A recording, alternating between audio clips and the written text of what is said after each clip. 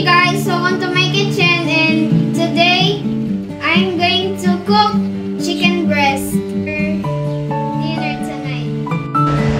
Proverbs 22:6 says, "Train up a child in the way he should go. When he is old, he will not depart from it." So guys, magluto ko og panihapon. Una, ako ang i-prepare ang tanan nga akong kinahanglanon.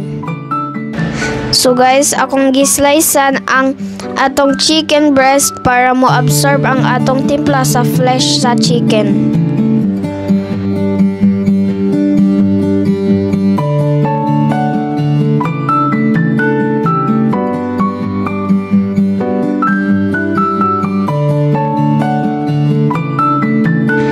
So guys, pag human na to og slice, magbutang ta og asin.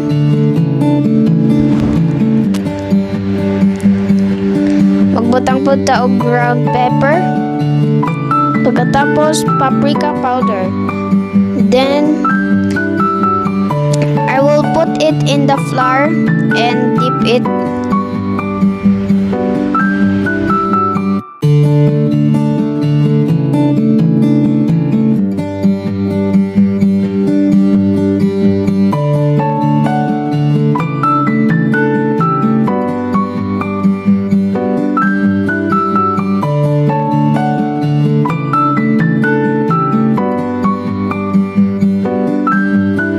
So guys, mag-slice kog dagang ahos para mas mulami pa jud ang atong giluto.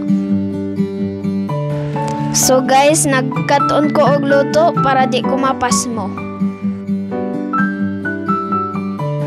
Kabalo mo guys, 10 years old pa baya ko.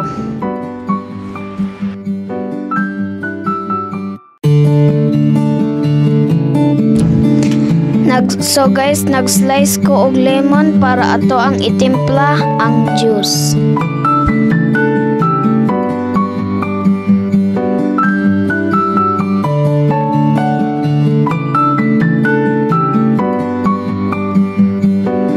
So guys, nag-init ko og pan, anya gibutangan nako gamay nga oil. Anya gi-spread nako ni siya. Nya karon magbutang ta sa atuang chicken. Lutoon na to ni siya guys.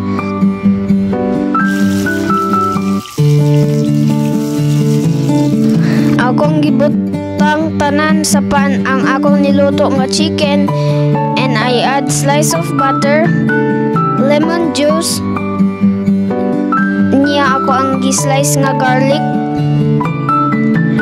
Pagkatapos 2 tablespoons of honey and 2 tablespoons of soy sauce.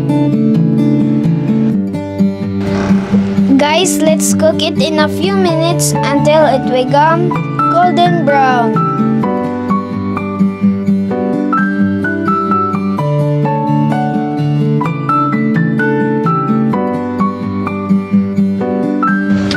And then let's put some of lemon zest.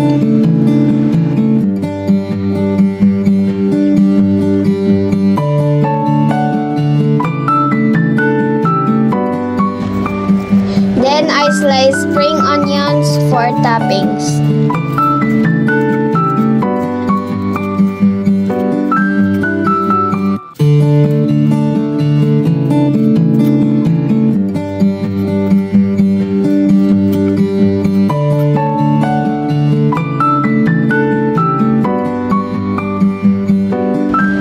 So guys, this is the cooked chicken breast.